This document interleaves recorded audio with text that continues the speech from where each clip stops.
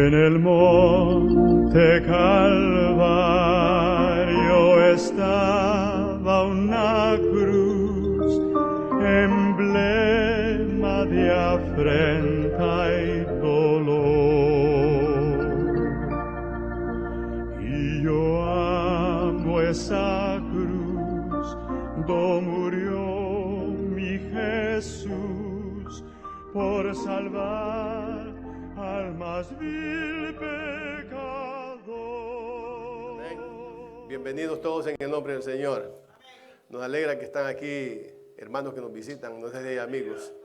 Bueno, para seguir haciendo la introducción o los saludos, quiero que tengan listo ahí en el libro de Primera Carta de Tesalonicenses, ténganlo ya preparado ya para que avancemos. No va a ser mucho el tiempo que voy a tomar, pero el tiempo que tomemos, que lo aprovechemos bien. Amén.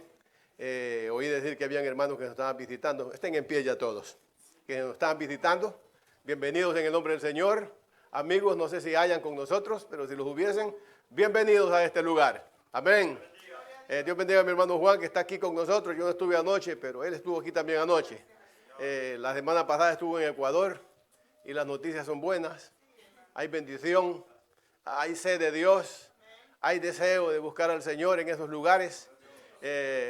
Yo me recuerdo en New Jersey, mi hermana se congregaba en una iglesia en New Jersey, era una iglesia, le llamaban iglesia misionera.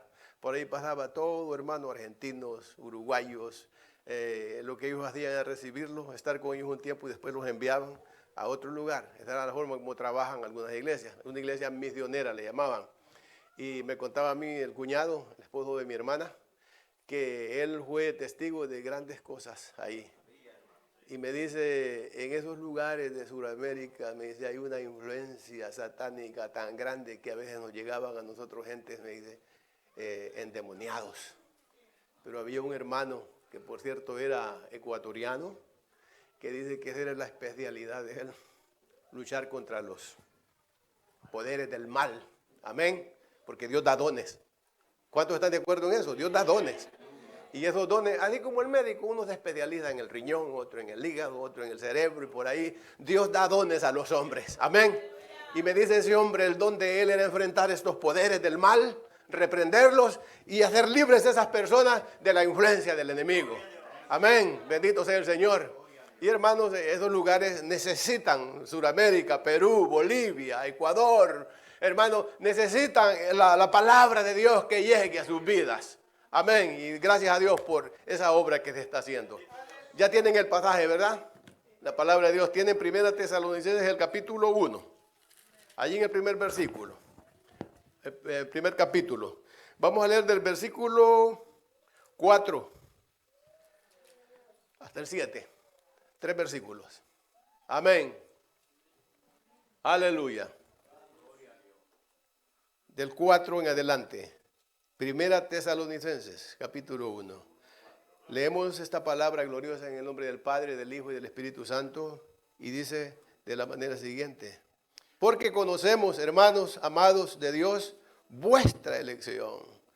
Pues nuestro evangelio no llegó a vosotros en palabras solamente, sino también en poder, en el Espíritu Santo y en plena certidumbre, como bien sabéis cuáles fuimos entre vosotros por amor de vosotros. Y vosotros vinisteis a ser imitadores de nosotros y del Señor, recibiendo la palabra en medio de gran tribulación con gozo del Espíritu Santo.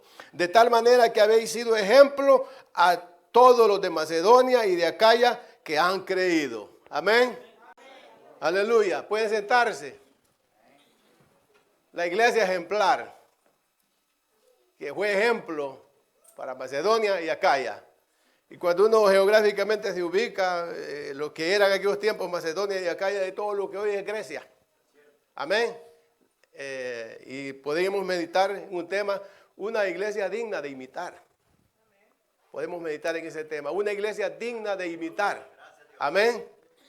Porque hermano, en gran parte nuestra vida en el caminar cristiano es por imitación.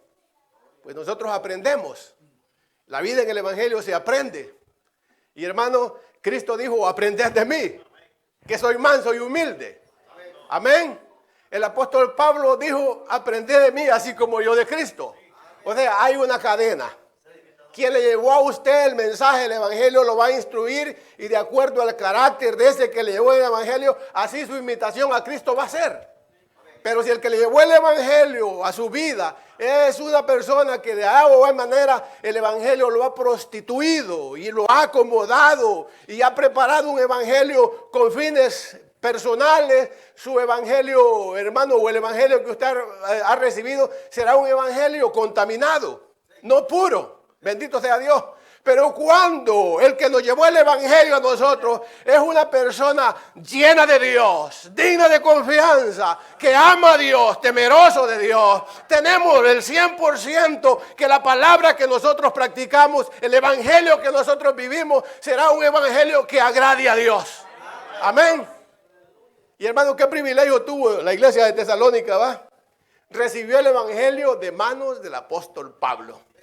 Amén, hace 2000 años eso, quizás más. Bueno, 2000 años podríamos decir que ocurrió este suceso tan grande donde el apóstol Pablo le presentó el evangelio a la iglesia de Tesalónica. Tesalónica era un lugar próspero y era un lugar como todos los lugares fuera de la tierra de Israel, hermanos, paganos, entregados a la idolatría, adorando muchos dioses. Porque hermano, en esos tiempos esa era la vida. Amén. Fuera de Israel, donde se adoraba, era un sistema de adoración monoteísta, un solo Dios, el Dios que hizo los cielos y la tierra. Fuera de allí habían muchos dioses. Amén. Muchos dioses. Porque cuando el apóstol Pablo le predicó a los atenienses, les dijo, veo que sois muy religiosos porque pasando por vuestros altares he visto muchos deidades, muchos dioses. Pero vi una inscripción que decía al Dios no conocido. A ese Dios que aunque vosotros pensáis que existe, aunque no lo conocéis, es al que yo os anuncio, bendito sea Dios. Porque la situación de los atenienses era, tenían muchos dioses, pero no conocían a Dios. Amén. Tenían muchos dioses, no conocían a Dios.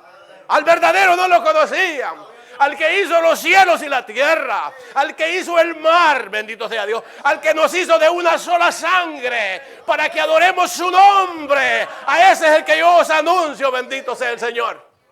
Amén. No lo conocían. Tesalónica era la misma situación. Muchos dioses, entregados al paganismo.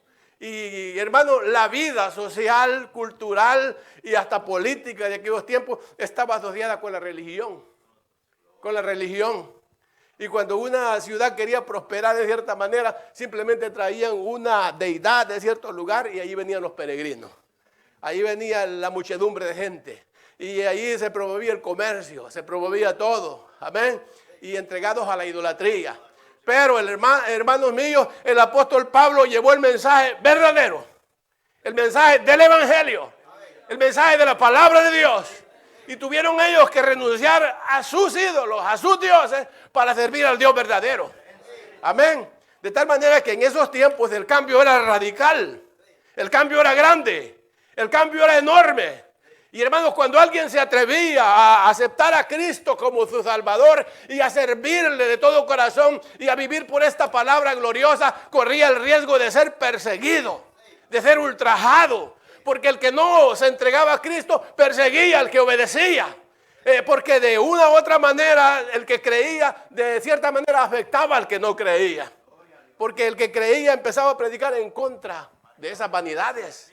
Empezaba a predicar en contra de las conveniencias de la ciudad, del pueblo. Empezaba a predicar en contra de los intereses de la nación o de la ciudad, bendito sea Dios. Y eran perseguidos de esta manera. De tal manera que los echaban, los corrían de la ciudad, los ultrajaban. Cuando el apóstol Pablo llegó a Tesalónica, venía saliendo de Filipos. Y ustedes saben muy bien lo que le ocurrió al apóstol Pablo en Filipos, ¿verdad? Lo metieron preso. Lo echaron al calabozo, estaba azotado, estaba bien golpeado, estaba atado con cadenas, amén, juntamente con Silas, aleluya, y los echaron en el calabozo más al fondo. para deshacerse de ellos y que no alborotaran a la gente, que no predicaran ese mensaje transformador y reformador, revolucionario, por así decirlo, porque les estorbaba o les echaba por tierra los intereses personales de ellos. Y dijeron, metámoslos presos y los deshacemos de ellos, bendito sea Dios. Y la palabra de Dios dice que cuando estaban en la cárcel a medianoche, oh gloria a Dios, uno de ellos cantaba y el otro oraba a Dios y daba glorias al Dios del cielo, bendito sea Dios. Y cuando estaban en esta actitud, vino de repente el poder de lo alto y un gran terremoto que sacudió la cárcel. Las puertas fueron abiertas, las cadenas se les cayeron de sus manos, bendito sea Dios, porque el poder de Dios estaba obrando. Amén. Ahora, la situación en aquellos tiempos, predicar el evangelio era eso, exponerte a la persecución, exponerte al peligro, a la espada, a que te expulsaran de la ciudad, a perder todos tus bienes. Oh, bendito sea el Señor. Hermano, el evangelio hoy es fácil. Yo escuchaba a un predicador que decía, siempre que el mundo esté bien contentito y satisfecho con nosotros y nos elogie, preocupémonos, porque el evangelio es algo, hermano, repulsivo para el mundo. El verdadero evangelio causa reproche al mundo, rechazo del mundo. Oh, gloria a Dios. Cuando la palabra es pura, cuando la palabra es eficaz y aleluya, señala el pecado directamente del hombre, al pecador no le gusta y reacciona en contra de ello, bendito sea Dios.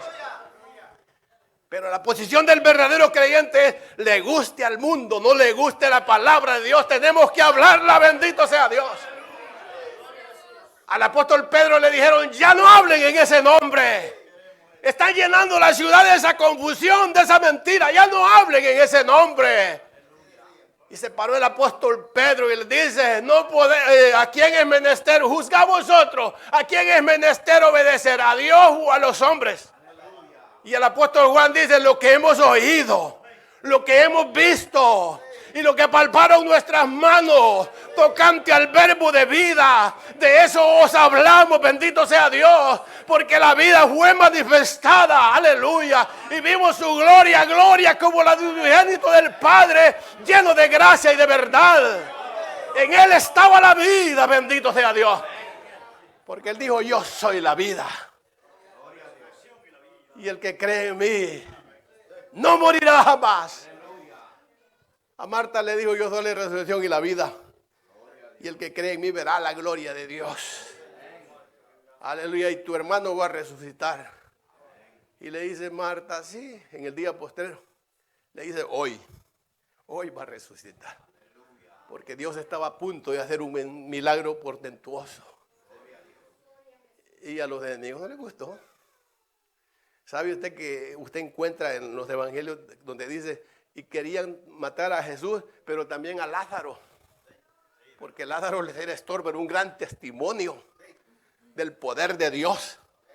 Y aquel judaísmo muerto, aquel judaísmo tan formal, lleno de liturgias, donde todo lo habían hecho una costumbre, una tradición, hermano, no movía nada. Pero cuando vino Cristo, movía las multitudes, cambiaba las vidas, transformaba a los hombres, cambiaba al pecador. Aquella mujer con flujo de sangre, ella decía, si tan solo tocar el borde del vestido de mi Señor, yo seré sana. Y empezó a caminar entre la multitud, y aunque había obstáculo, estorbo, pero ella siguió, aleluya, abriéndose paso hasta que tocó el borde del vestido del Señor. Y cuando tocó el borde del vestido del Señor, algo grande sucedió, bendito sea Dios, porque aquella mujer recibió la completa salud. Y dijo el Señor, ¿quién me ha tocado? Y los discípulos se quedaron extrañados. Le dijeron, pero ¿cómo preguntas eso? Eso es ilógico. Todo el mundo te aprieta y todo el mundo viene a ti, se agolpa a ti. Tú dices, ¿quién me ha tocado? No. Este toque ha sido diferente. Amén. Y usted se acerca a Cristo por curiosidad, por intereses, por cualquier cosa, por popularidad. Dios no lo nota, no lo percibe, no lo toma en cuenta. Pero si usted se acerca con fe, Dios lo nota. Amén. Aquella mujer fue y tocó. Y cuando tocó el flujo, cesó. Amén. Fue sana, fue libre. Y cuando el Señor dijo, alguien me ha tocado, ¿quién es el que me ha tocado? Y se sintió descubierta y sintió vergüenza, temor, cualquier cosa. Pero por último dijo, yo voy a hablar y le voy a decir al Señor, yo fui. Y le dice, fui yo, Señor. Fui yo, mi maestro. Fui yo porque tenía una gran necesidad. Y dentro de mí me hice este concepto. Si tan solo toco el borde del vestido, yo soy salva. Soy sana. Amén. Y he venido y te he tocado. Y estoy sana, Señor. Para honra y gloria de tu nombre, estoy sana, Señor. Eso es el poder de Dios. Ese poder transformador. Bendito sea Dios. Bueno, vamos a volver a una iglesia digna de imitar. Amén. El estándar o el objetivo o el propósito de toda iglesia es eso. Que usted, mi hermano, y usted, mi hermana, que nuestra iglesia como entidad, como grupo, amén, seamos un grupo que otros nos quieran imitar. Amén. Que otros digan, qué iglesia más ordenada, qué iglesia más bonita. Pero la iglesia será sencillamente lo que sus miembros son. ¿Cuántos entienden eso? Porque dice, si el árbol es malo, va a dar malos frutos. Pero si el árbol es bueno, va a dar buenos frutos. Si los miembros son buenos, la iglesia va a ser buena. Si las hermanitas son buenas hermanas, ejemplares, la iglesia va a estar bien fundamentada, va a ser ejemplar. Amén. Y que luego cuando la iglesia alcanza ese objetivo, ese estándar de hermanos de buena conducta, de ser una iglesia ejemplar, ya esa fama empieza a regarse. Porque, hermano, el evangelio es algo tan hermoso y tan contagiante que no se queda, allí se esparce. Así como cuando la mujer rompió el frasco de alabastro, dice que la casa se llenó de aroma. El perfume era tan penetrante, tan agradable, y todos lo percibieron y se llenó de aroma toda la casa. Amén. Ahora, nuestro caminar cristiano, nuestro caminar en la vida, nuestra conducta, amén, que sea visto por otros. Amén. Que alcance a otros, que otros lo perciban, que otros lo huelan, que otros se den cuenta, aleluya, del olor grato que se está dando, que en nuestros cultos la presencia de Dios se mueva, que en nuestros cultos el poder de Dios se sienta, que en nuestros servicios, bendito sea Dios, el Espíritu Santo descienda como lluvia, bendito sea el Señor, y que llene la casa. Pero para ello, como miembros, tenemos que buscar eso. Buenos miembros, buena iglesia. Malos miembros, mala iglesia. Es parecido, malas familias, malos hijos. Buena familia, buenos hijos. No es al 100%. A veces de buenas familias salen hijos torcidos totalmente. Torcidos, equivocados, que van por caminos incorrectos. Que siempre su tendencia es al mal. Pero por regla general, si el hijo vio un ejemplo bueno en su hogar, eso va a seguir. Amén. Una iglesia digna de imitar. Y tan grande y ejemplar era la vida de los de Tesalónica, que dice que fue ejemplo a Macedonia y a Acaya. O sea, el territorio que ellos habían alcanzado ya era grande. Y dice el apóstol Pablo, de tal manera que no tenemos necesidad de hablar. Amén. Sino que vuestro ejemplo habla. Ya nosotros no tenemos necesidad de hablar mucho, sino que vuestro ejemplo habla. Ahora, dentro de la evangelización y el discipulado, hay dos formas de hacerlo. El mensaje hablado y el mensaje modelado. El mensaje, hermano, práctico, o sea, lo que vemos en la vida. El problema es cuando, o en estos días estamos viviendo en esa situación, hay mucho mensaje hablado,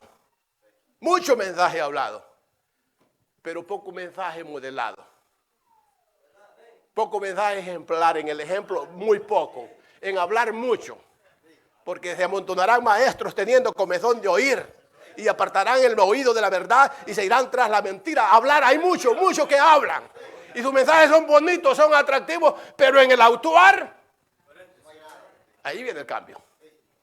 Ahí viene el cambio. Porque en el hablar, bendito sea Dios, aleluya, nosotros oímos y alegran el oído. Pero en el actuar, el hombre ve. Y el mundo ya no quiere oír mucho, quiere ver. Amén. Para que los hombres vean vuestras buenas obras y se conviertan a Dios. Bendito sea el Señor. El mundo quiere ver. Quiere ver los cambios, quiere ver las reacciones, quiere ver la diferencia. Y se espera que la iglesia sea la diferencia, bendito sea Dios. Que la iglesia camine como un pueblo diferente, oh gloria al Señor. Que los problemas que en nosotros se dan, en el nombre del Señor los resolvamos entre nosotros mismos. No como la iglesia de Corintios que tenían que ir allá a los jueces. Amén. Era algo vergonzoso. Que problemas personales entre ellos tenían que estarlos arreglando en los tribunales. Si nosotros tenemos problemas, arreglémoslos como hombres de Dios, como mujeres de Dios, dentro de la iglesia, bendito sea Dios. Pongámonos de acuerdo y alabemos al Dios vivo y amémonos unos a otros. Oh, gloria a Dios. Y vayamos hacia adelante, vayamos a la perfección, vayamos mirando el blanco que tenemos por delante, el cual es Cristo Jesús, bendito sea Dios. Puesto los ojos en Él, el cual es el autor y consumador de nuestra fe. Vivimos en este tiempo, es el tiempo que estamos viviendo hoy. Mucho bla, bla, bla, bla, pero poquito. En la práctica muy poco. El mundo oye mucho, ve muy poco. Por ahí aparecen los escándalos de los magnates del evangelio, donde hicieron el evangelio una fuente de ganancia y se volvieron multimillonarios. Ricos, ricos. Es injusto que en estos tiempos un ministro de la palabra de Dios esté viviendo en una casa de 10 millones, de 20 millones de dólares, mientras hay tanta pobreza en el mundo. Amén. Y todo ello lo hicieron predicando el evangelio, seduciendo a las almas, convenciéndolas, dame y Dios te va a dar más a ti. Amén. Ese fue el método. Y muchos se entregan a ello como una profesión y como fuente de ganancia.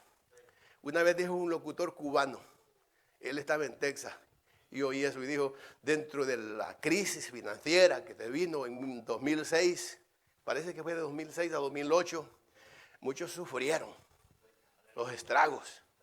Los únicos que no sintieron esto fueron los pastores asalariados. Y eso fue así.